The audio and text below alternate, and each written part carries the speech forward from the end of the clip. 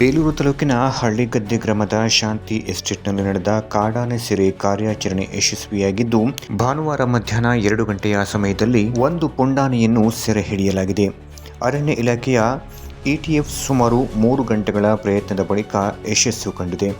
ಮೊದಲ ದಿನದ ಕಾರ್ಯಾಚರಣೆಯಲ್ಲಿಯೇ ಅರಣ್ಯ ಇಲಾಖೆ ತಂಡವು ಯಶಸ್ವಿಯಾಗಿದ್ದು, ಹಳ್ಳಿಗದ್ದೆ ಗ್ರಾಮದ ಶಾಂತಿ ಎಸ್ಟೇಟ್ನಲ್ಲಿ ಕಾಡಾನೆ ಸೆರೆ ಸಿಕ್ಕಿದೆ. ಪುಂಡಾನೆಗಳನ್ನು ಗುರುತಿಸಿದ ಅರಣ್ಯ ಇಲಾಖೆಯ ಎಟಿಎಫ್ ಸಿಬ್ಬಂದಿ ಕಾರ್ಯಾಚರಣೆಯನ್ನು ಆರಂಭಿಸಿದ್ದರು.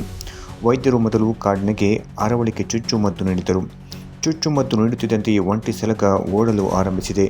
ಒಂಟಿ ಸಲಗ 1 ಗಂಟೆಗೂ ಹೆಚ್ಚು ಕಾಲ ಎಲ್ಲೆಂದರಲ್ಲಿ ಓಡಾಡಿ ಭಾರೀ ಆತಂಕ ಮೂಡಿಸಿತ್ತು.